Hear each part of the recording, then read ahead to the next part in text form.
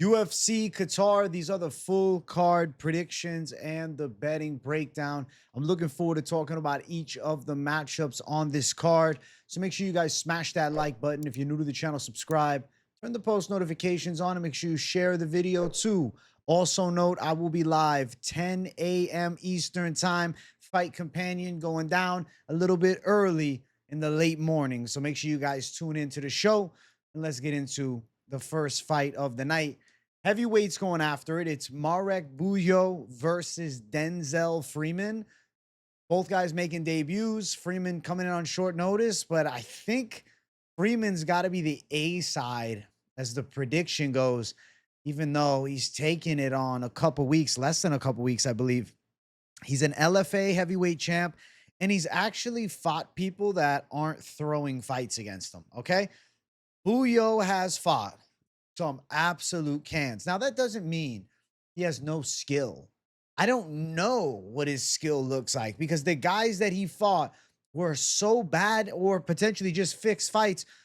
Dude right here, taken down and just turtling up as Bujło is just throwing ground and pound at the arms. Like, it's every time ground and pound, ground and pound. Then he got a submission here. Listen, he's running through people quick. 0-2, 2-6, 6-4, 13-12, right? 3-5. And he's making it look crazy easy. Maybe this guy is just deceptively one of the most dangerous heavyweights in the world right now. He's a Brazilian Jiu-Jitsu black belt. He's a Polish national Jiu-Jitsu champ. But I don't know what he looks like against anybody that can stop a takedown or anybody that can, resist him on the ground from being mounted and just pounded on. What I do know is Denzel Freeman has a submission win over Steven Asplund, who's a UFC fighter and just recently won a Contender Series and is scheduled for a UFC debut. He also beat Hugo Kuna, who is a former Contender Series contestant who lost to the side of Rizvan Kuniev. He's the LFA heavyweight champion, and he has experience as a pro, not more fights by a vast margin, only one more, but of actual competition rate. LFA is a league that, you're going to get tested by some decent up-and-coming guys that are looking to make this a career, whereas, like, the guys Bujło were fighting seemed like taxi drivers during the week, and on the weekend, they take MMA fights for a quick couple $1,000. Like, it just was complete shit opposition. Tomato cans is a nice way of putting it. Denzel Freeman comes from a wrestling base. It's not like Denzel Freeman is just some boxer. If he was looking like more of just a boxer, I'd be like, okay, well, maybe, the side of the jiu-jitsu will end up carrying. But Freeman has the takedowns, has at least the takedown defense for the most part. Southpaw stance, seems to have a bit of boxing prowess. Trains out of pound-for-pound Muay Thai, pretty good gym. Bujło's got his own gym. He's the head coach of his own gym. I don't know what the training level of partners are at, with him. I feel like you have to go All-American in Qatar. I'm going Savage Mode USA in Qatar. I think Denzel Freeman is live to knock Marek Bujło out.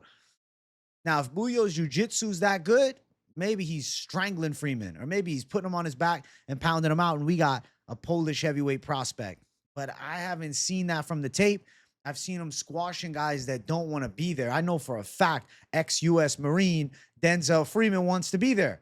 I like Freeman by knockout. I think he's going to put it on Bujło in this one, and I'm excited for the fight. As of right now, I could not find the betting odds. Let's see if they updated. Are they here? No. And I was looking on Google. I didn't see any. We'll find out the odds throughout the week as we continue to, talk about this card and whatnot through some of the other content. But I have a feeling Denzel Freeman's going to be an underdog. Currently, Bujło is the people's favorite. 988 Tapology picks, 73% going Bujło.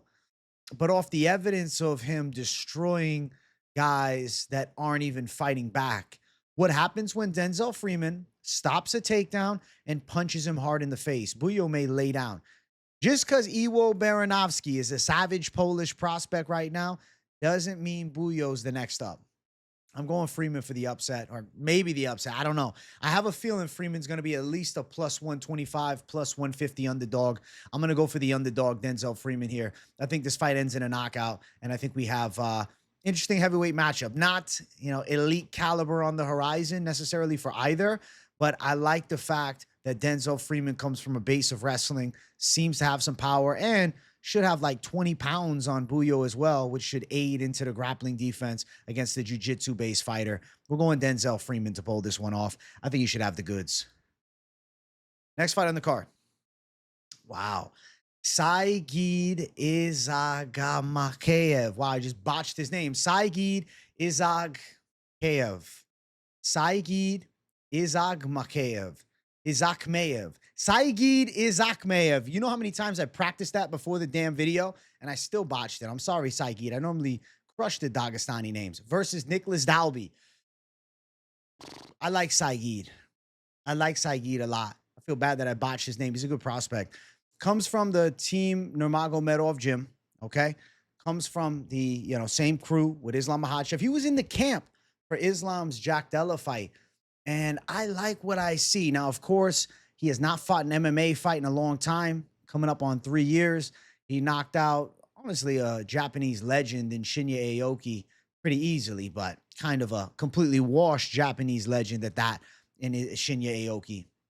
I look at the side of Nicolas Dalby, and I know I got relentless pressure from Dalby and pretty good kicks to the body and good cardio. And Dalby's the type of guy that, he can start putting it on you strong and make it a dog fight. And like he shocked Bonfim after losing early portions of the fight. Bonfim gassed. His relentlessness got him the win. But he was still taken down and controlled a bit by the younger Bonfim at the time. And I think Saigid Izagakhmaev is developed enough to be able to go out and handle here. I think Saigid is probably going to out-wrestle him. But if they're striking, I feel like Saigid could look similar to like Islam Makhachev from the outside, working good, like long-range Russian boxing shots and mixing in some kicks. He's got power in his hands. He's definitely got a submission game too. A lot of wins by sub. But his Dagestani wrestling and the Sambo base, it's Team Habib. You know what you get. And you see, the wrinkles of that in his style. He was looking great in one championship. Unfortunately, sidelines for an extended period of time. Was then, trying to find his way into an MMA fight in June against some journeyman. And the UFC decided, hey, it's best we give this guy a call. And I think smart strategy because he looks pretty damn good. I think Saigid is going to give Nicolas Dalby a lot of problems with wrestling. I think Saigid is going to be able to take Dalby down relentlessly. I think he's going to be on the onslaught of takedown threat. And if they are striking, I don't think Saigid is getting tuned up in a kickboxing match with Dalby. The way Dalby could give him some trouble would be if Dalby is forcing Saigid onto that back foot and ripping him with big shots as they get close to the cage and kind of pinning him there with dirty boxing combinations. But I'm hard-pressed to say Saigid allows that to happen. Saigid's got some power. I think he can make Dalby pay as Dalby looks to enter the pocket. And I think probably Saigid is going to be the guy on the offensive attack, landing the takedowns, getting on top of Dalby, working towards dominant position, but even worst case scenario, half guard and some ground and pound. I could see him embracing the grind. Possibility of a sub threat, but Dalby has never been submitted before. And he's a hard guy to finish. Obviously, Randy Brown chinned him last time, so you might be like, man, maybe he's getting chinned again here. But I'm not going to say just because slick boxing Randy Brown with that crazy long reach was able to get at him and put him away that we're going to see Saigid definitely knock him out. I think Saigid works him for 3 rounds. He hasn't fought in a while, so probably going to look to knock off some ring rust. Could be a bit of a patient approach from him. And I think he embraces the grind en route to a unanimous decision win. I got Saigid to handle business here. As far as the odds for the fight, Saigid is a 3-1 favorite. I expected something like this. Guy's looking pretty sharp. His disappointing loss was to Carlston Harris some years ago when Carlston Harris was actually a bad motherfucker before he was washed. I do think Saigid looks better since those points also. Plus 250 for Nicolas Dalby. I think Saigid Izagakhmaev should go out and handle business. I think he takes home a unanimous decision. I think he can deal with Dalby's pressure striking. I don't think he's getting tuned up from distance by Dalby. I think he's able to land solid punches. He's a stance switch hitter too with the high-level takedown threat. I feel like that stifles Dalby's offensive attack, and I can see Saigid having Dalby on his back and controlling a vast majority of the fight. So Saigid Izagakhmaev to get it done by a unanimous decision is going to be my pick here. Next fight on the card, Nurullo Aliev versus Shaqueme. Shamrock talks a lot of trash on X, and he's making his UFC debut against the Habib clone, Nurullo Aliev. I like that he's out of next generation Liverpool, man, but I gotta favor Nurullo Aliev to win the fight from top position. Nurullo Aliev has been pretty underwhelming on his UFC fights. Like the last one against Joe Selecki, he couldn't pass Selecki's guard, and Selecki was throwing triangles up as well. Aliev did drop him with a right hook against the cage and, was able to control the vast majority of the fight. But at the end of the fight, Aliev kind of shot a sloppy takedown, ended up getting mounted by Joe Selecki to finish that fight out. So that's a little bit of like the red flag on Aliev. That round 3 getting mounted is an ugly look. But to be fair, he was still pressing forward. He's just like not a sharp striker. Aliev is very much of a kind of wide puncher. He looks for hooks as he's backing you up with the intention of taking you down or pressing you up against the cage. Aliev is going to be looking to put a wrestling pressure-based attack out. Shaqueme Rock comes from a high-level jiu-jitsu base. He's got good grappling too, but without having the wrestling advantage, I don't know how it's going to look for him, because now from bottom position, might be trying to throw up submissions. Hitting reversals on Aliev doesn't seem that likely. Of course, we can look at the Joe Selecki situation. Be like, oh, well, Joe Selecki mounted him at the end. But Edgar Chairez had Tatsuro Taira locked in a gilly at the end of that fight. Doesn't mean Taira's going to go on and, lose to guys fourth. You see where I'm coming from? Aliev's young at 24, nearly 25, whereas Shaquem Rock is 32. I think Shaquem could get some UFC Ws. I just think Nurullo Aliev, hard guy to debut against. It's hard to see Shaquem fight a grappler like this. Rock has decent kickboxing, not like a sharp blade with kickboxing and dangerous high kicks, but I like his kicking skills to the body. I like his teeps to the body. I like his straight left. I like the way that he shoots takedowns, but doesn't have the best takedown game. It's a good, jiu-jitsu specialist takedown threat that'll work against strikers. Problem is he's fighting a grappling specialist here, and I think he's going to struggle big time with getting to a dominant position on Aliev. Now, I want to say some positive things, though, about Shamrock, because I like his back takes. I like his back control. I like his long limbs, and I think he brings a threat of, choking people out, that rear naked strangle. He's got submission skills for sure, and he's got positional control, and he's a finisher. But Nurullo Aliev could end up just sitting in his guard and winning a snooze fest of a decision.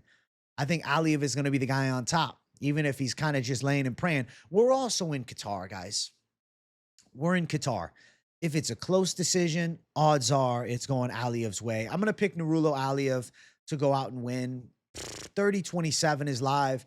Maybe Shaquem Rock has a couple of moments. I would love to say that I'm picking Shaquem, and I think Shamrock is going to get it done in the debut and strangle Aliev, but I feel like that would be more of an emotional underdog chase than a reality of the situation, that Aliev ends up on top and probably stays there for a majority of the time they tangle up on the ground. Now it's minus 280 for Nurullo Aliev. He opened up as a 4-1 favorite. A lot of underdog love for Shamrock. I get it. UK folks, and the fact that he's got some pretty good BJJ. But I don't think he's got the punch power to keep Aliev off.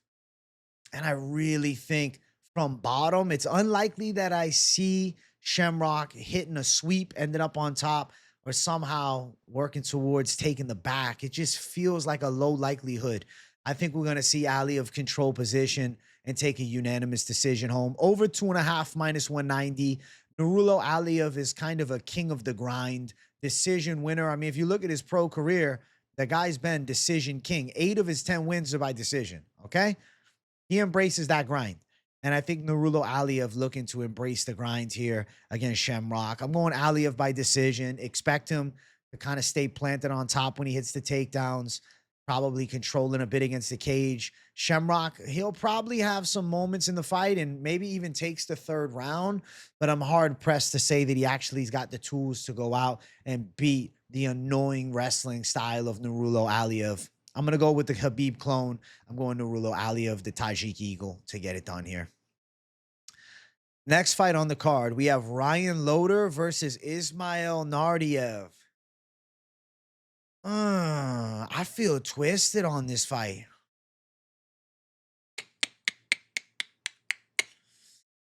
I think Ryan Loder is going to beat Ismail Naurdiev. I think another American is going out and handling. I really feel as though the reason I like the Ryan Loder pick is the fact that if he gets to top position, I think his pins are really good.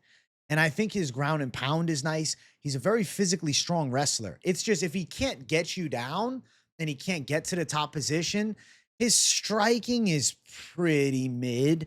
He's got a decent body kick. And honestly, he doesn't have awful straight shots. The Azamat fight was terrible for him. Okoyev just bullied him backwards and ripped him with wild punches. And looking back and rewatching that, I was like, man, Bakoyev kind of looked like slop too. And then, obviously we saw Yusri Balgori handle. But the reason Bakoyev stopped the onslaught is because Bakoyev is a strong base wrestler, right? Bakoyev's game is the offensive and defensive wrestling with big punches on the attack. Ismail Naurdiev's a kickboxer. Now, he doesn't have bad takedown defense, though he was getting out wrestled a lot by Jun Young Park. I think the only reason he gave Park some trouble in that fight is because of the early illegal knee that sliced the eye up of Jun Young Park. That was a nasty illegal shot. And then Naurdiev celebrated like he won the fight. And then the grind got embraced on him and he was dominated for 3 rounds. I feel like Ryan Loder, if he's in top position, Naurdiev is going to have a hard time getting back up to his feet. I can see Loder working some ground and pound. 6'2" versus 6 foot is not the case. That's a mismark by Tapology. Naurdiev's 5'10". Naurdiev is a former welterweight. Naurdiev's got good striking. He's pretty quick with punches. He's got some snapping kicks to the body. He's got a bit of power, but he's a guy that loses all of the fucking time. I mean, he's 2-3 in his last 5 fights. If you look, he was on a 1-fight win streak, getting re-signed to the UFC, beat Bruno Silva, and then lost to Jun Young Park. Now they give him Ryan Loder, who won the Ultimate Fighter, got absolutely torched by Azamat Bakoyev. But I think Ryan Loder can get through a striker like Naurdiev. I feel like he can take him down. And I think he can embrace the grind and impose his will. I really think if Loder gets on top of Naurdiev, Loder is live for a stoppage with ground and pound. Ryan Loder's top game is legit, and it's not to be slept on. Even though Bakoyev destroyed him, you can look at that and be like, oh, nah, he's nothing. But I look at the stylistic clash. Bakoyev's a good wrestler. Naurdiev's okay defensively. Let's see what the people are picking. People are close on this one. I agree. I think Ryan Loder's in this fight. Now, where Ryan Loder finds himself in shit is if this turns into a kickboxing fight and Loder is put on his back foot and kind of just swinging wild like he did against Bakoyev and gets knocked out. But if Loder can get on the offensive, if he can force Naurdiev back and he can start chaining some takedowns together, I think Naurdiev is so suspect to get ground and pounded here by Ryan Loder. I'm going with the American. I'm going with Ryan Loder. I believe in Ryan Loder's wrestling. And I do think that his top control is good and his ground and pound is good too. And I think he could smash Ismail Naurdiev from top position. If need be, a unanimous decision taken home with him embracing the grind, hitting the key takedowns. I think it's easy to be deceived by Loder's last fight and kind of overlook him. He was intimidated by Bakoyev. I don't think he's going to be intimidated by Naurdiev here. I think Ryan Loder knows takedowns are going to be available in this fight. And from top position, the physicality advantage should definitely show itself. And I think we're going to see Ryan Loder control and probably ground and pound Naurdiev and potentially finish him with ground and pound too. Loder's an underdog at plus 130 at open. He was plus 135, so pretty much the same as open in odds. Minus 150 here for the side of Ismail Naurdiev, more kickboxing based. Over 2.5 plus 105. Obviously, likelihood of a finish. I feel like this fight is very live to end inside the distance. If Loder does have the glass slipper jaw, it's not so much that I think he does have a glass slipper jaw. He just kind of got overwhelmed by Bakoyev. It was like, oh, fuck this. I'm not saying he laid down, but the way he was just slugging shots and got caught, he was like, yeah, I'm good. I don't think he does that same thing here with Naurdiev. I think Loder had a bad performance. I think Ryan Loder's going to show out in this fight and put some respect back on his name. I don't think he's nearly as bad as people are thinking after that loss to Bakoyev.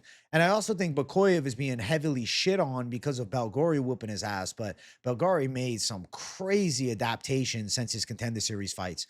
I'm going Ryan Loder for the win. I'm going for the American underdog. I think he goes out to Qatar and handles Ismail Naurdiev, who's lost a shitload of fights as of recent. Naurdiev has 2 wins and 3 losses in the last 5. He's beatable. And Ryan Loder, I think, passes this test. Let's go Ryan Loder for the W. Next fight. Bekzat Almakhan versus Alexandre Topuria.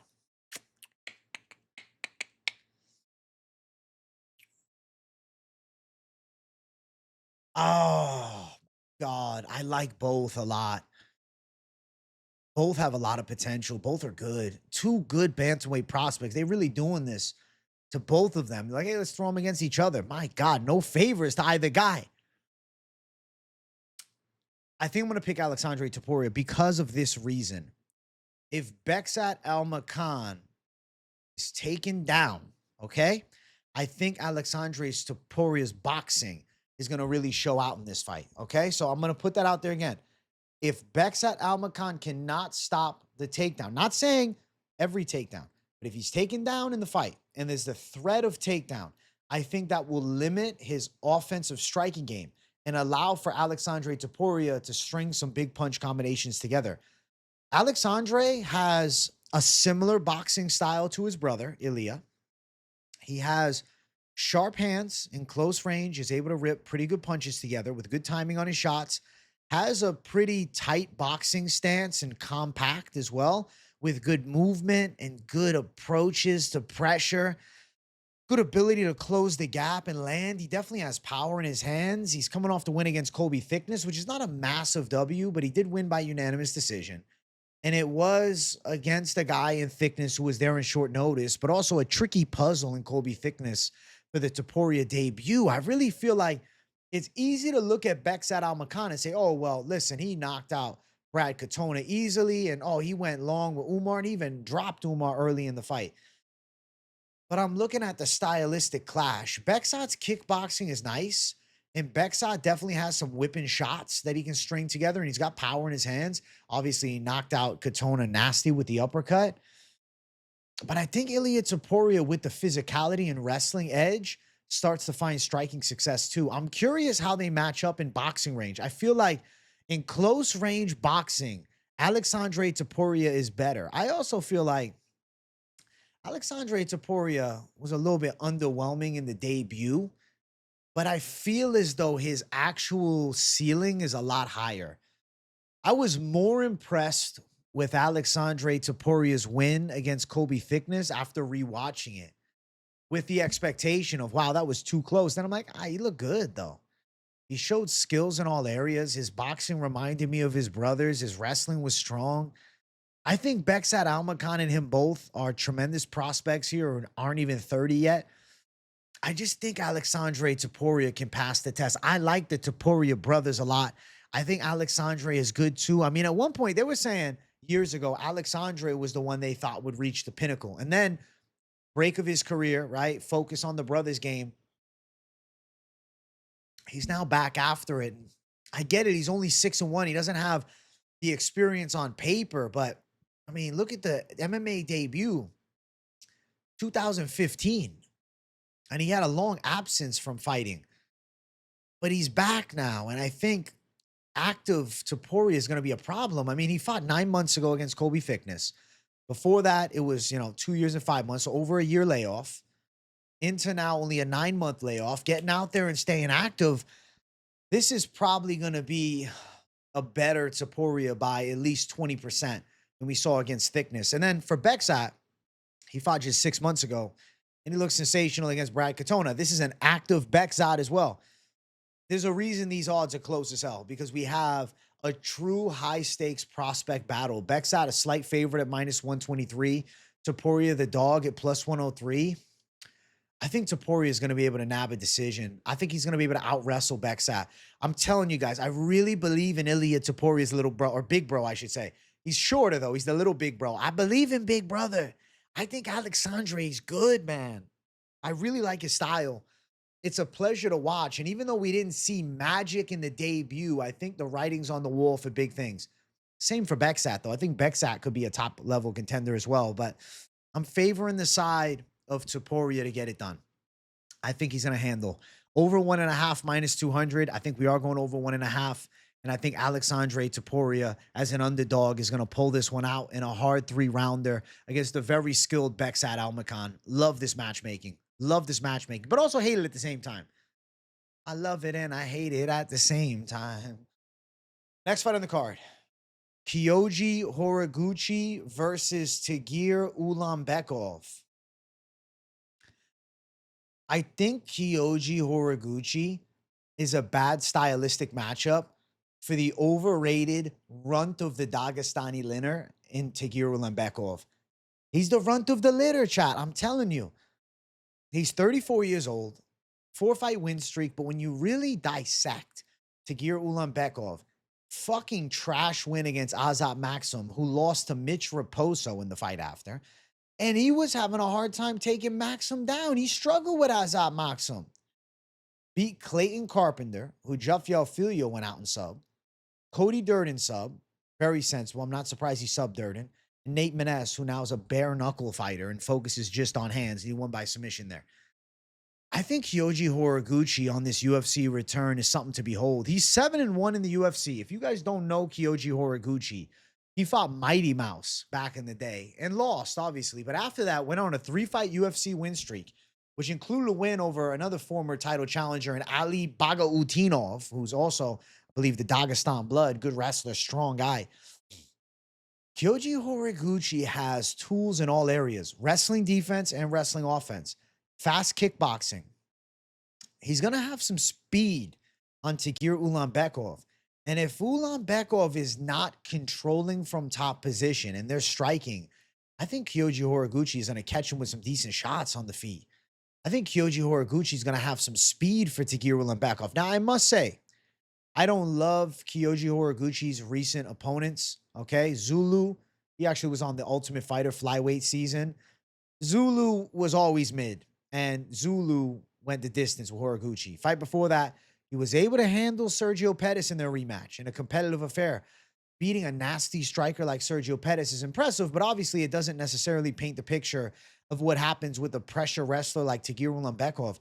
I think Ulanbekov's wrestling is not going to be nearly as effective as maybe some folks are anticipating because of the Team Habib.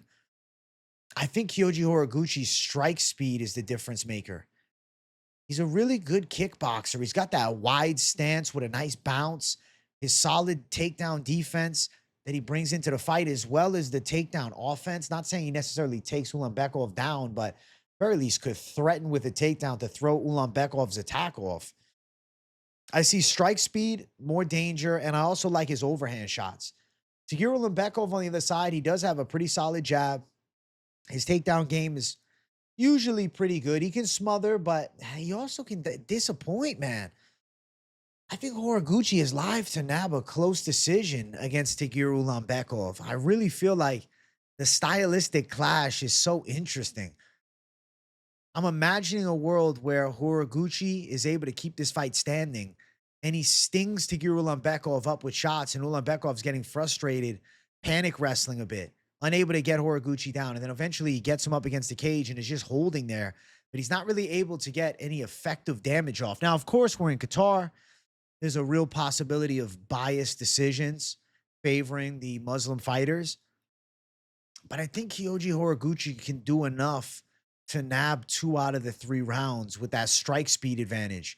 Ulanbekov does have a pretty sharp jab, but his stand-up gets stiff. And if he can't take Horiguchi down and he's forced into a kickboxing fight, I see him uncomfortable on the feet with the speed of Horiguchi and the slipperiness of Horiguchi as well, and the bounciness of Horiguchi's stand-up style. He's got a good right hand.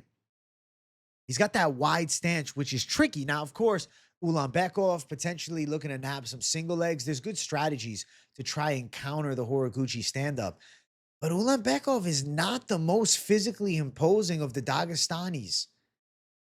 Ulanbekov, I'm telling you, he's the runt of the litter. He doesn't have the same physical gifts. And I think we could see Kyoji Horiguchi pull off an upset. Also, watch for elbows in close range for Horiguchi.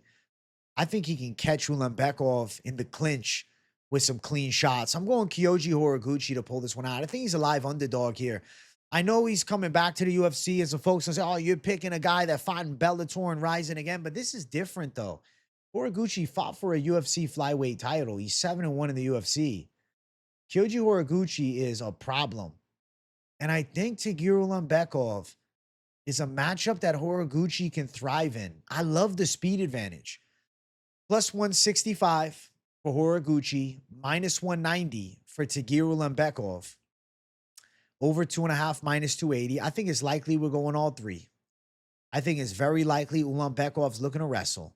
But I can see Ulanbekov stung up with some shots on the feet, some takedowns defended. I think Kyoji Horiguchi is kind of like a cat with the ability to land on his feet. And even if he's taken down, I think he's got a lot better of a get-up game than many of these other guys that Ulanbekov has been able to dominate. Ulanbekov, he's just underwhelming. I mean, that Azat Maxim fight, even the fight before against Clayton Carpenter, it's not like Ulanbekov has had this wow factor of run in 2025. He's looked kind of worse than ever this year. And I'm starting to think maybe the weight cuts are getting to him. Obviously, Tagir Ulanbekov seems to cut a lot of weight, considered a bit of a Dagestani weight bully. I think Kyoji Horiguchi's speed is a factor. And I'm going to go with Horiguchi to come back to the UFC after a long, long time, get himself a W here against Ulanbekov, and put him into the legit top of the flyweight division. Definitely some intriguing matchups on the horizon. He is not Kai Asakura. He's a lot more well-rounded than Kai Asakura. I'm picking Kyoji Horiguchi for the upset, and I think he can do it. Next fight on the card, we got Abdul Rahman Yakhyaev versus Rafael Cerqueira.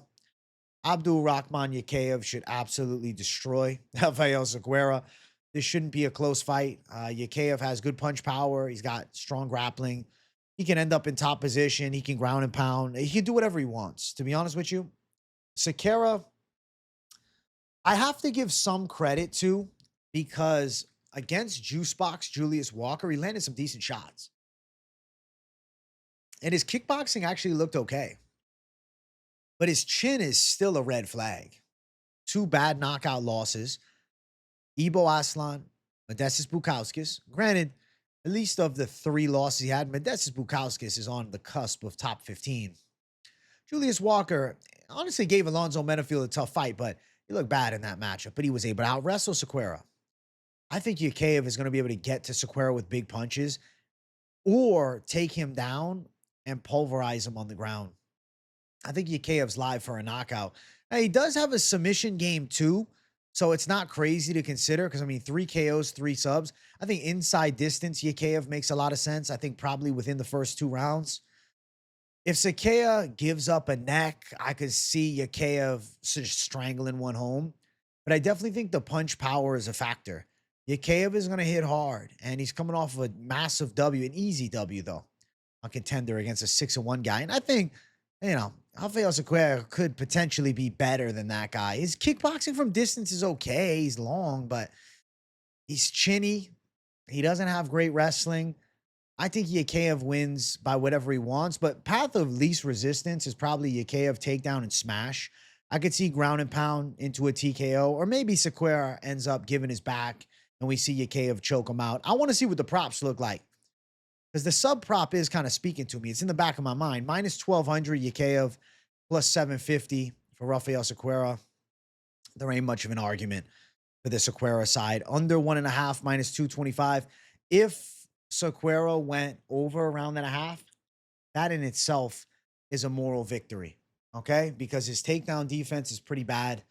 His chin is incredibly questionable, and he's taking on a guy looking to take him down and beat the shit out of him, and potentially not even take him down and just beat the shit out of him on the feet. Yakhyaev's a good prospect. I like his hands.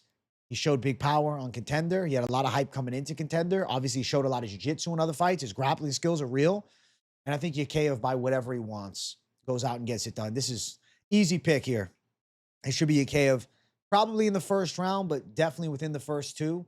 We'll check out the sub prop, man, because that sub prop could end up being the good plus money sneaky line.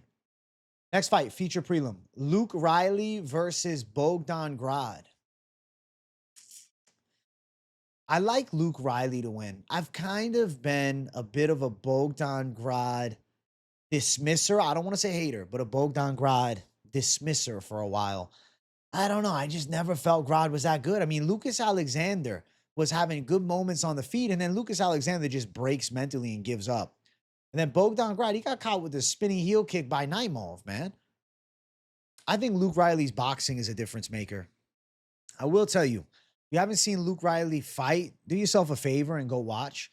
He's got like the best Cage Warriors fight of all time. And the kid's got hands for sure. Luke Riley can rip punch combinations in the pocket like very few people. He's a high output, in your face striker. He's very athletic. He's got a sharp stand up game. He's got good timing on his shots, and he has pretty good reads defensively. I will say I have seen him drop before in that, all time classic fight with Cage Warriors. I mean, he was dropped bad. It looked like the fight was going to be wraps, comes back, ends up getting the stoppage himself. So has shown durability and a recovery ability.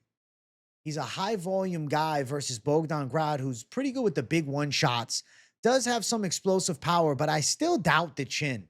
I don't care if Muhammad Naimov took him the distance. Muhammad Naimov is still a wrestler first. I don't think of Naimov as pure punching power. I think of him as MMA-based grappling, striking, and more so on the wrestling grappling side. Luke Riley can turn this into a bit of a high output strike match. I think that's when Bogdan Grad makes a mistake. And I think the Luke Riley boxing should take home an impressive win. I think Luke Riley's going to end up knocking Bogdan Grad out. I think Riley has punch speed and just simply a boxing advantage. And I also think that he's got better cardio too.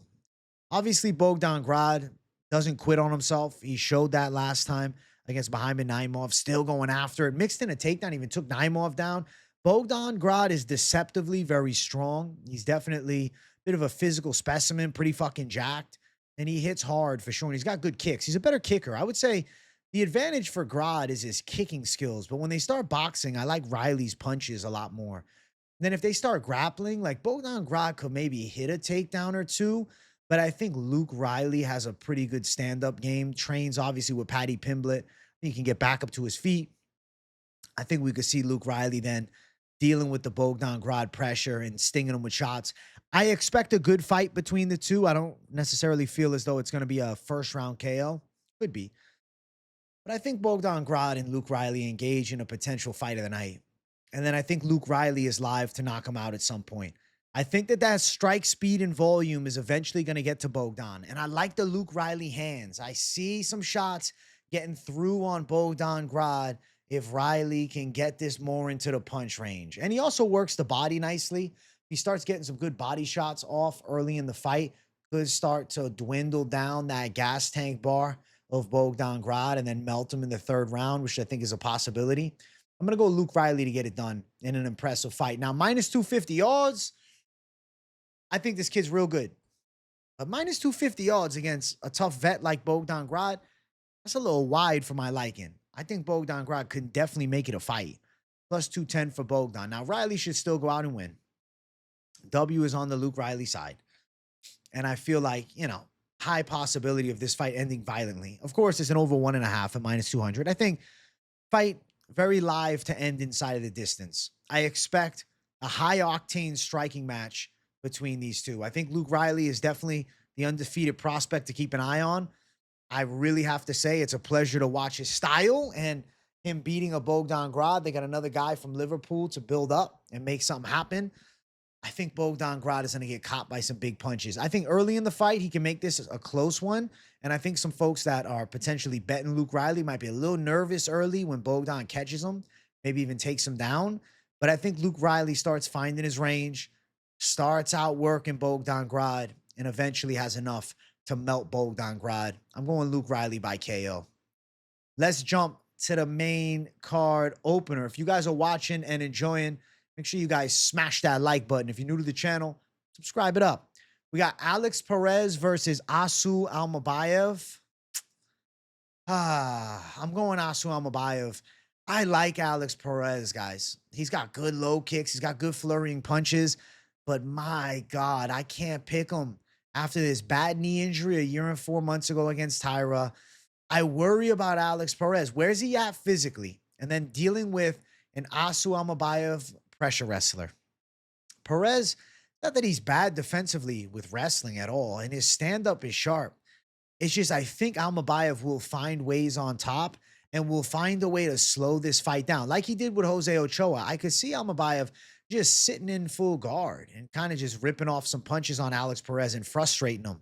And Perez having a hard time getting back up to his feet. And as he gets back up to the feet, I think the Almabayev chain wrestling can end up being a factor. I think Asu Almabayev is going to be able to hit not necessarily every takedown, but he's going to be able to hit some takedowns. He's going to have the better chain wrestling game. As far as the stand-up goes, I like Alex Perez's boxing. He's got some power and he definitely has some good low kicks, but I don't want to overrate his power because he knocked out Matthias Nicolas. Okay, Nicolas a little chinny. Asu Almabayev has that in-your-face pressure style, pushing Perez back with the wrestling attack, mixing in the takedowns, controlling from top position, working some shots. They will strike at moments, and I think Perez will win some striking exchanges. But I don't know how his mobility is going to look after the knee injury. I just think it's a tricky matchup. I like Alex Perez hands more than Almabayev. Almabayev does have a fairly educated jab, and he's not bad with kickboxing, but I definitely don't rate Almabayev as one of the better strikers at flyweight. It's more of the MMA wrestling with some of the stand-up in the wrestling threat.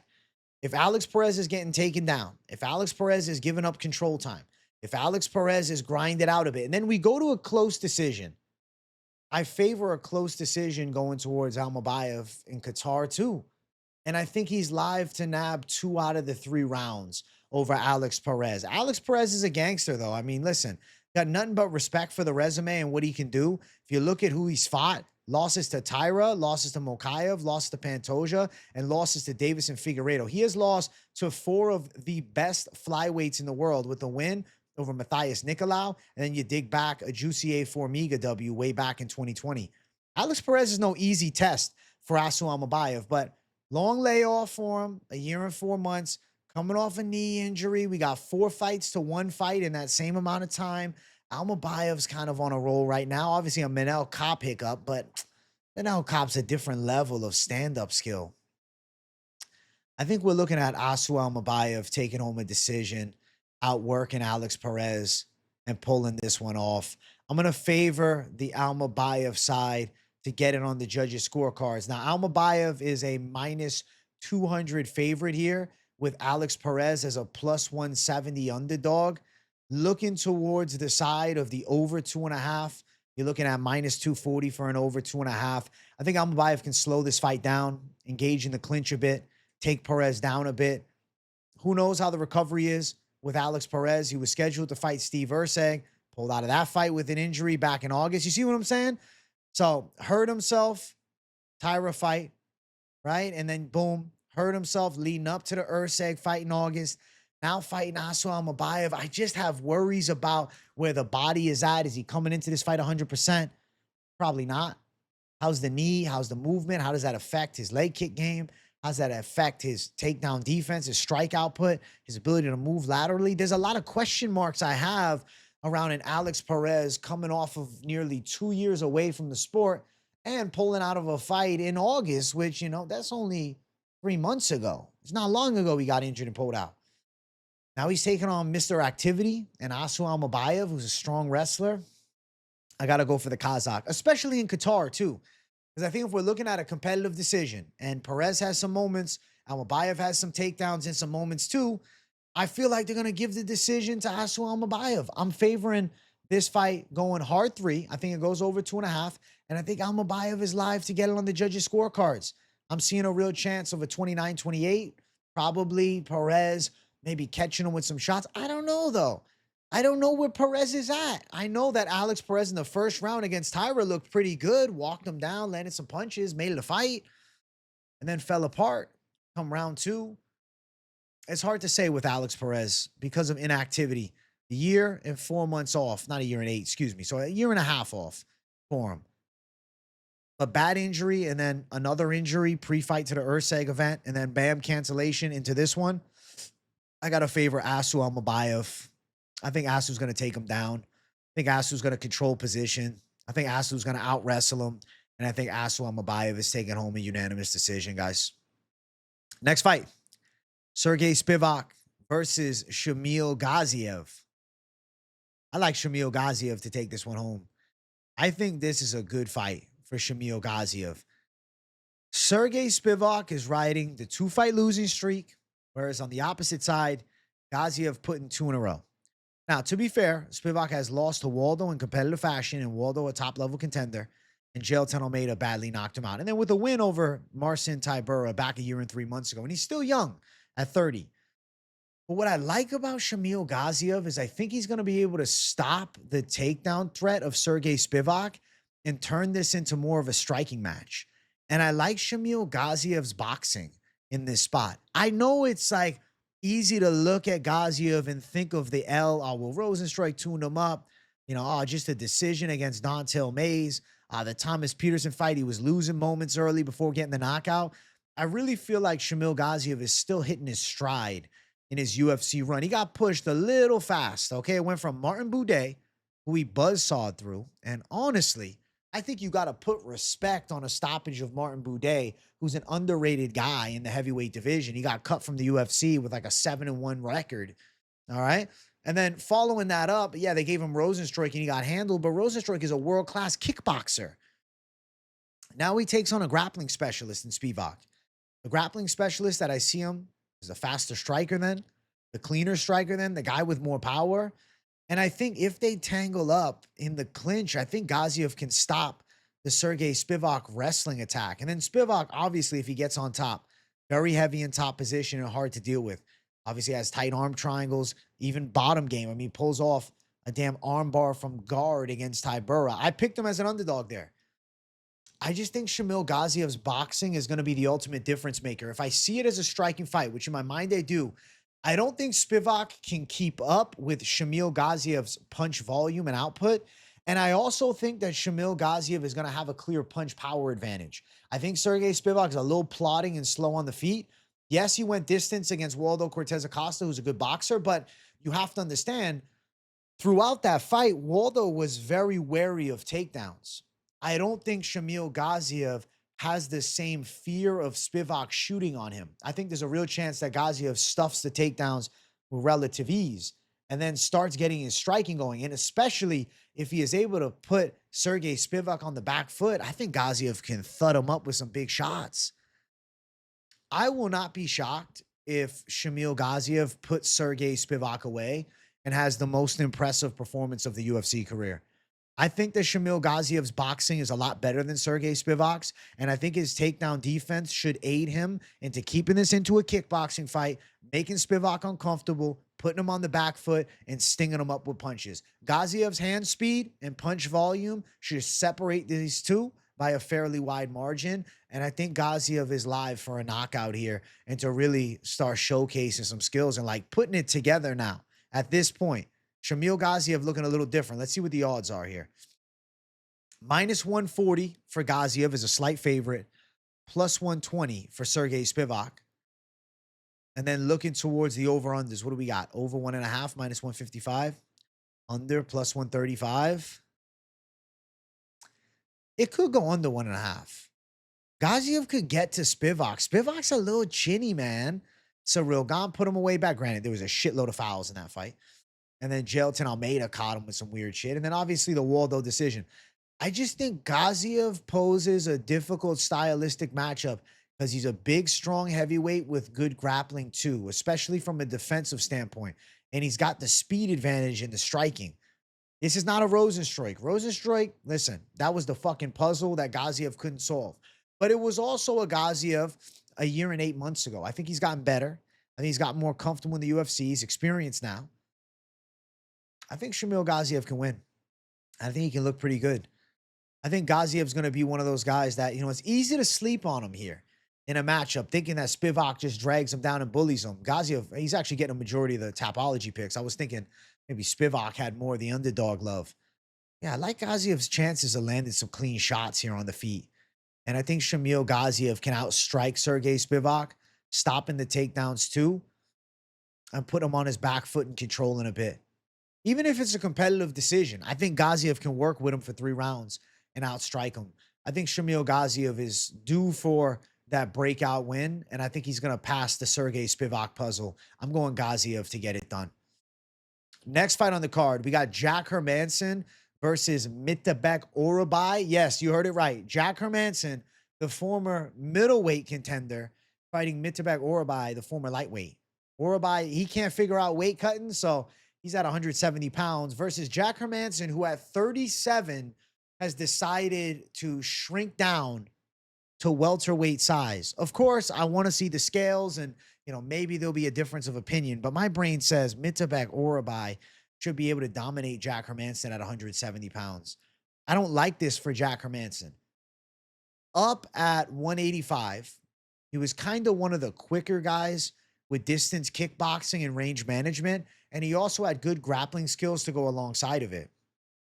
He got badly knocked out by Gregory Rodriguez. Terrifying KO against RoboCop. RoboCop scared him down to 170, though. RoboCop is a power punching monster. That shit happens. Fight before that, win over Joe Pyfer, who's number 15 in the weight class in a 5-round fight. It's weird to pick Mitabec Orolbai over a guy who beat Joe Pyfer. But this is not Mitabec Orolbai at 185. This is Jack Hermansson absolutely changing his body composition. He was already shredded at 185. He was already on the leaner, skinnier side at 185, and now he's going to 170? 15 pounds off the frame? First thing, I don't know for sure. Did Jack Hermansson make this weight? If you look at Jack Hermansson's UFC career, okay, and you dig all the way back to the UFC debut, okay, middleweight, all right? Jack Hermansson is a middleweight fighter. MMA debut, right? You see it, middleweight, middleweight, middleweight, middleweight. Bro, Jack Hermansson is a lifetime middleweight, man. And now decides to shred it down and fight at 170 at 37?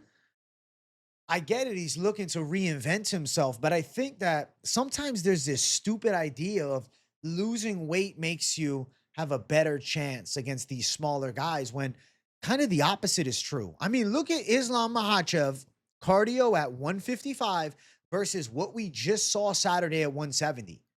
Little more weight on you is better. I think that Jack Hermansson could end up fatiguing after a hard weight cut. I think Mitabec Orolbai is going to be able to out-grapple him. He's going to be able to win the grappling exchanges, especially a weaker Hermansson, now down at 170 pounds. I think Orolbai as a legit 70-pounder, last fight was at 165. I think he's going to look strong in this spot. I think Mitabec Orolbai is able to dominate this fight on the ground. Mitabec Orolbai's grappling skills are legit, man, and him not dehydrating himself down to 155 is also a beautiful thing.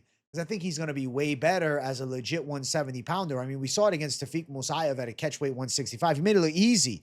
At one point, Tafik was a problem at 155 outside of the UFC. To now, Jack Hermansson cutting to 170 to fight him. Former lightweight versus former middleweight.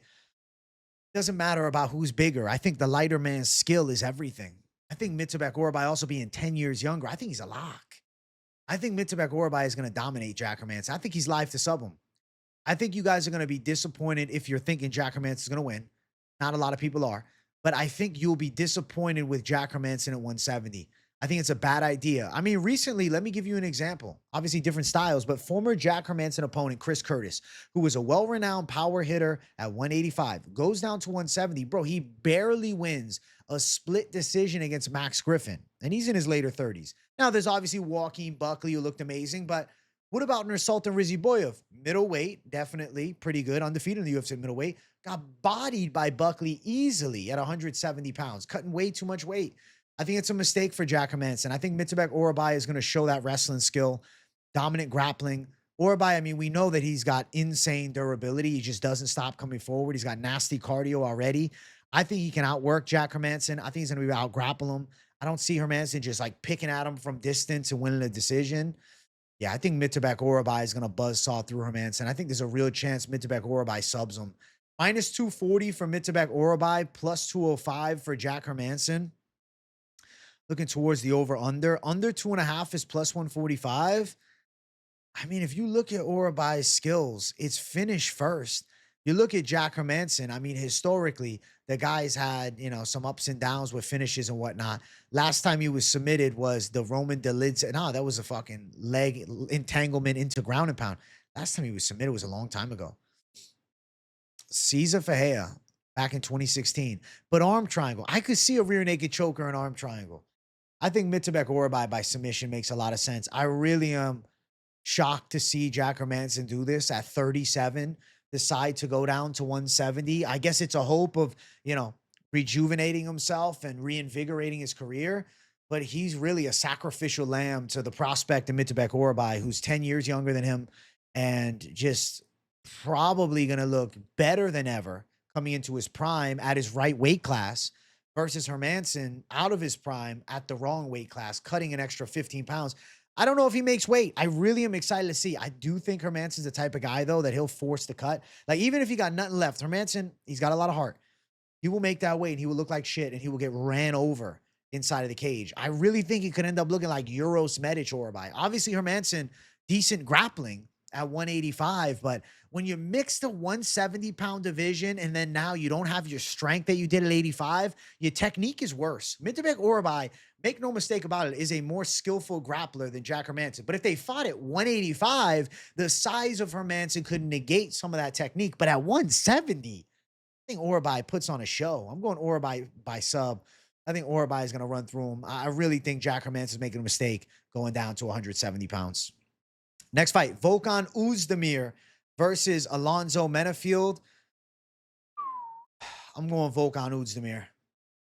I think Volkan Oezdemir should chin Alonzo Menifield in pretty impressive fashion. If you look, like, okay, Carlos Ulberg nearly a year ago tuned up Volkan. But you know what? That's really not a bad loss. Look what Carlos Ulberg did to Dom Reyes, all right? Made him look like he should go back into a hiatus and disappear. Volkan Oezdemir's striking is legit. He's got big power in both hands. He's got good boxing pressure, but he also has a capable defensive grappling game and a skillful offensive grappling game. Like, let's not forget, he fucking subbed up one of the best prospects on the come up and one of the best now contenders on the come up in Bogdan Gushkov's UFC debut. That's a big win.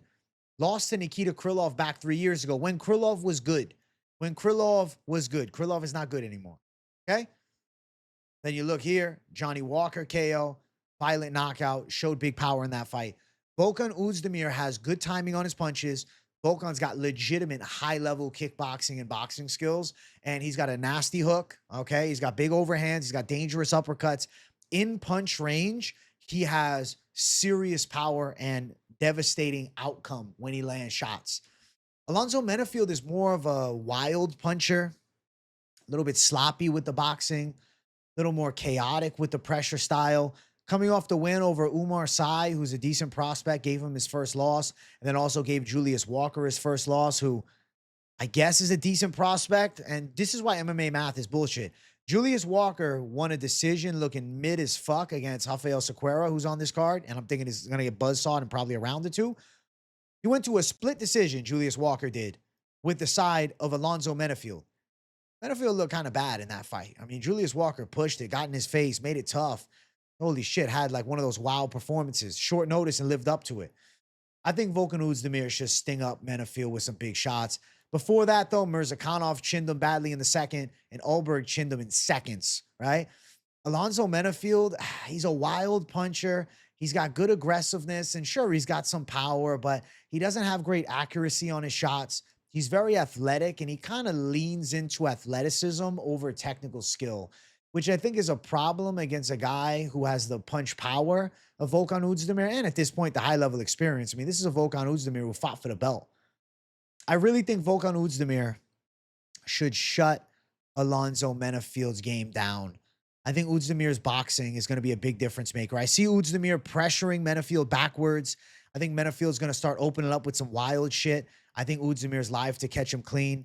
I really think there's a big chance we see Volkan Oezdemir send Menifield straight on his back and out cold. I'm going Volkan Oezdemir by knockout. I think he's going to make this look good. And I think he's going to get some hype back on his side. Volkan's still a problem at 205. He ain't over the hill yet. He's 2 years younger than Alonzo Menifield. He's 36. I still think Volkan has some fun fights in that top 10 left for him. And I think this Alonzo Menifield fight is like the perfect one to get the hype back on his side. It's easy to forget about Volkan because he's barred from fighting in the USA. So you only see him when, you know, it's outside of America and he's normally over in the Middle East or, you know, something like that. So we kind of forget about him throughout the year. But when he shows up, and if he shows up impressively, I think Volkan Oezdemir is going to absolutely put on a spectacular win against Alonzo Menifield. I'm picking Volkan Oezdemir by KO. His boxing is better, crisper. Menifield gets wild and leaves openings. He doesn't have the wrestling that he's going to just be blasting doubles or, cage trips and bullying Oezdemir. I think Menifield might try to go chest to chest and tie up with him against the cage and embrace the grind, but I think Oezdemir can fight that shit off, and I think he can get some good punches strung together and hurt Alonzo Menifield. I'm going Volkan Oezdemir by devastating KO in this one. He's a minus 225 favorite. I completely agree with the odds here. Alonzo Menifield, a plus 190 underdog. I think Volkan Oezdemir should go out and handle business, and I think KO is very likely. Over 2.5 rounds is plus 110. Fight expected to end under 2.5, which is minus 130. I do too. I think the fight ends inside of the distance. I think Volkan's boxing should do the job. I think when Volkan's on, like he was against Johnny Walker, he's a force to be reckoned with still. And I don't think he's washed at 36 because Carlos Ulberg was able to get to him. I think Menifield going to be caught swinging wild. They're going to be caught with some big shots, and lights are going to be shut off. Volkan Oezdemir by knockout is the prediction here. Impressive knockout, too. Let's get to the co-main event of the evening. Belal Muhammad versus Ian Machado Garry. I'm picking Ian Machado Garry to beat Belal Muhammad this Saturday. Belal Muhammad has very good cardio and pressure wrestling, and also has decent boxing chops and especially good body kicks.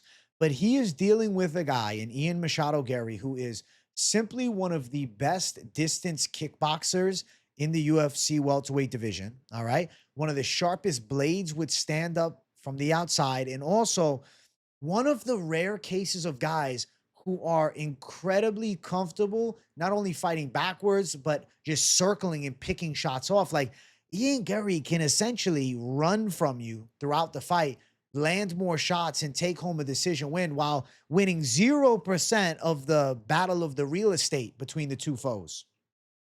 Ian Machado Garry has legitimate kickboxing skill at a high level, and we saw that against the Carlos Prates, who destroyed Leon Edwards early in the fight. At the end of the fight, he ended up getting rocked badly by Carlos Prates, but it took Prates into the 5th round to start finding his range. This is a 3-round fight. Understand, if you have a 5-round fight between Belal Muhammad and Ian Garry, I think Belal is much more live. But they are nerfing Belal's skill set by creating a 3-round top contender fight against Ian Garry.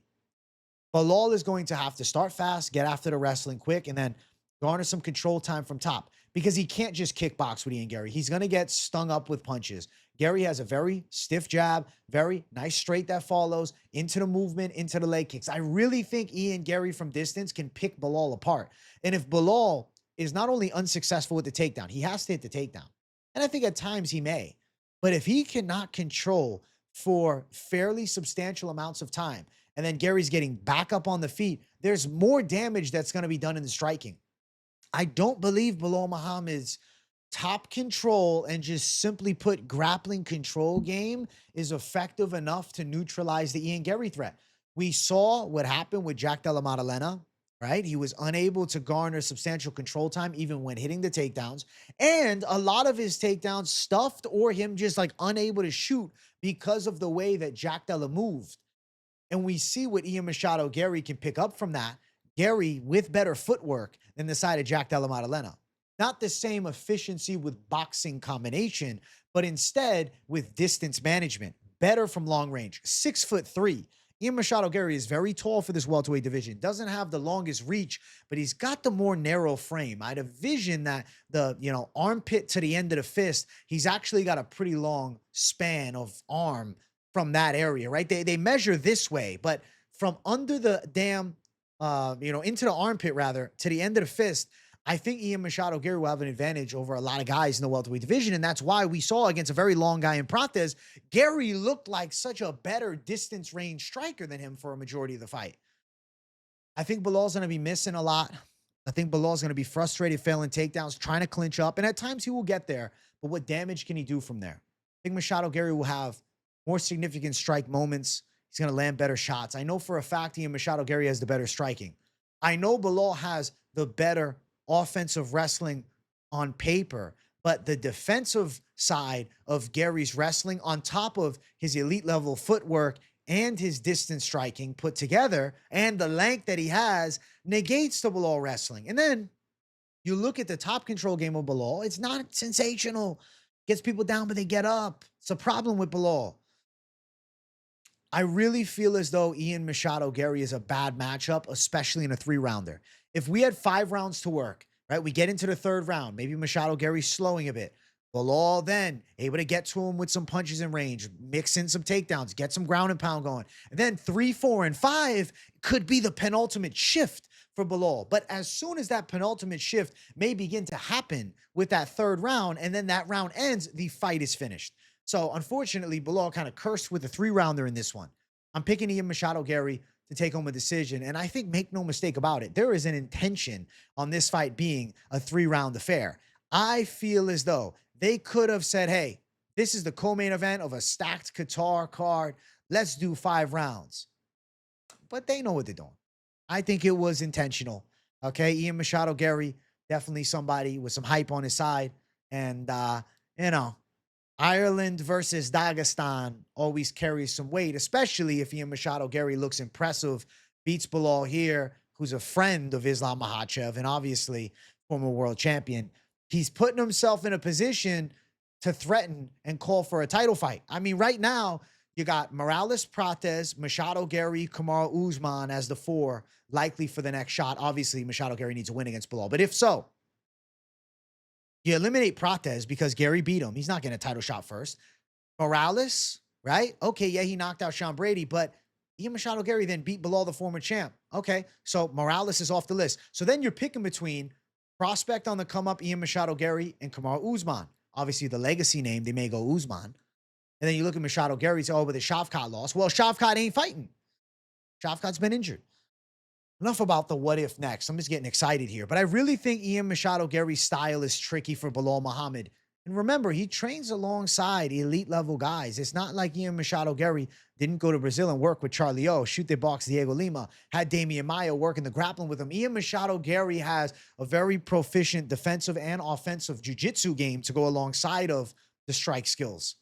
And I think Ian Machado Garry is certainly a problem here at 170 and is in the running for a world title fight with a win this Saturday. And I will predict Ian Machado Garry beats Belal Muhammad and looks pretty good doing it. He's a minus 220 favorite. Big favorite against Belal. I think he gets him. Plus 185 for the Belal side.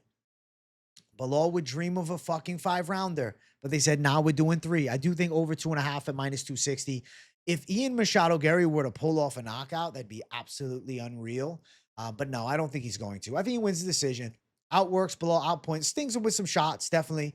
And just wins the kickboxing affair, stops the takedowns, uses the distance striking, and looks pretty damn good. Ian Machado Garry to take home a unanimous decision. He should beat Belal Muhammad here at UFC Qatar and put himself in line for a world title with an impressive win.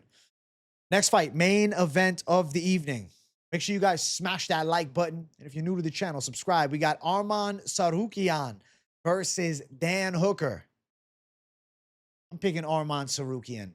The Dan Hooker hype right now, doing his 1-minute fights and, going out and now on a 3-fight win streak, getting all tatted up. Like, Dan Hooker has aura, and there is that aura built around them. But the bookies are not falling into the trap of aura, and neither am I. Tsarukyan should absolutely destroy Dan Hooker, okay? Dan Hooker is a good kickboxer. He's got nasty teeps to the body, good punch combinations in range, good long jab, nasty straight that follows into the high kick threat, okay? But don't get it twisted. Mateusz Gamrot still was able to get to him in round 1. He barely beat Jalen Turner. Granted, the arm got fucked up bad in that fight. Still pulled off a win and outdogged him. But back-to-back split decision victories. And yes, it's impressive that Dan Hooker has put together this 3-fight run. But he hasn't fought in a year and 2 months. Broke his hand in the lead up to the Gaethje fight at UFC 313. Had to get surgery on it. I believe broke a tooth leading up to this fight. Don't quote me on that. Now he takes on Tsarukyan, who is a true problem with wrestling. Okay, Tsarukyan has high-level freestyle wrestling. He's a freak athlete too. Tsarukyan should be able to get this fight to the ground and beat Dan Hooker up and land some nasty ground and pound. Don't forget what he did to Yoel Alvarez. Pulverized him with elbows. Tsarukyan is a fucking monster from top position. And it's easy to forget about that because of the controversial decision win over Charles Oliveira, but he still went to a competitive decision with Charlie O. Arman Tsarukyan's kickboxing is also a sharp skill that he has. I think it's easy to overlook just how good Tsarukyan's stand-up is. Arman Tsarukyan tends to like to have more of that sniper stand-up with the lead hand up, working the stiff jab into the nasty kicks. The guy's working axe kicks, okay? Arman Tsarukyan is a bit of, may I say, a different breed in this damn game. He has natural freak athleticism to go alongside of insane amount of money spent into his training camps because he comes from the rich family. Bit of a maybe psychopathic mentality, okay? And the skills to match and come all together. Arman Tsarukyan is a problem for Dan Hooker, guys. I see the kickboxing game being live to actually test Dan Hooker a bit too. I don't think Tsarukyan's done on the feet mixing it up with Hooker. Obviously, he's at a bit of a range disadvantage, and Hooker from long range could get some nice shots going from the outside. I can see Hooker catching some straights, but I also can envision a world where Arman Tsarukyan works his way onto the inside and lands some big right hands. I could see him catching Dan Hooker with shots. Arman Tsarukyan has power. But then on top of that, with the threat of takedown, I can see the kickboxing that we know and love from Dan Hooker being stifled and being brought down by 25% because of now the constant worry of going to the ground. But what happens if Tsarukyan just goes for the takedown early in the fight, Hooker on his back just getting beaten up? We saw how bad Islam ran through Hooker several years ago. Now, of course, Islam Makhachev is a different animal, okay? But Arman Tsarukyan went 3 rounds with Islam a long time ago. Arman Tsarukyan is definitely in the running for a world title fight. Arman Tsarukyan with a win is the most proper challenge for new champion Ilia Topuria. I also want to go out and push that narrative because that's the truth of it all. Arman Tsarukyan is hyper skilled. Only recent loss that he has is the controversial one against Mateusz Gamrot 3 years ago. I think the kickboxing of Dan Hooker is nice. And I think that his straight shots are pretty good. And with the reach advantage, sure, he could catch the shorter Arman Tsarukyan with some punches from the outside. But I think Dan Hooker is going to be forced onto the back foot, which will open up takedown opportunities for Arman Tsarukyan. On top of that, I can see Arman Tsarukyan using it to land some strikes into the takedowns. I think Tsarukyan takes out Hooker any which way this fight goes. I can see him doing well, actually, boxing with Dan Hooker on the inside because Tsarukyan is deceptively fast with punches. And like I said, I think he has power too. On top of that, he's got crazy leg dexterity. He throws axe kicks out. Like, who really does that nowadays? Not saying it's going to be the technique that gets a knockout, but a nice axe kick on Dan Hooker could be good for the hype.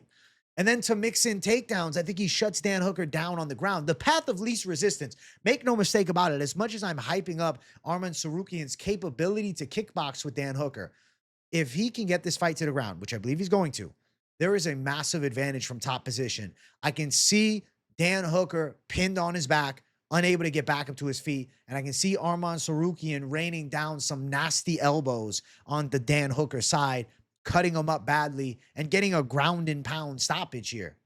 Now, looking towards the odds, it's 5-1 for Arman Tsarukyan. He's a very wide favorite. Dan Hooker plus 375. The odds are what they are, but the odds are the reality of the fight. Under 4.5 minus 110. I think Arman Tsarukyan is live to finish, man. I think Arman Tsarukyan is live to put him away at some point.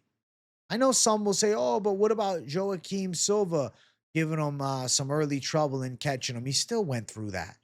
And the reason I have in the back of my mind potential for a Tsarukyan sub is this.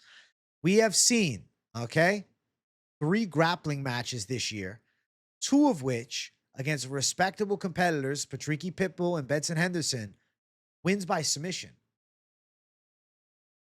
I think there is a real chance that Arman Tsarukyan gets an arm triangle or potentially gets a rear naked choke on Dan Hooker in this fight. I could see Tsarukyan working towards the sub side, landing some ground and pound, forcing Dan Hooker to compromise position and try to get back up to his feet, giving up his back, and then being choked out. I really think a rear naked strangle for Arman Tsarukyan is certainly on the table as well. And I'm favoring the sub side. Obviously, possibility of a ground and pound stoppage. Sure, there's possibility of a unanimous decision win. Sure, there's possibility of a knockout. Everything's possible in this fucking fight game.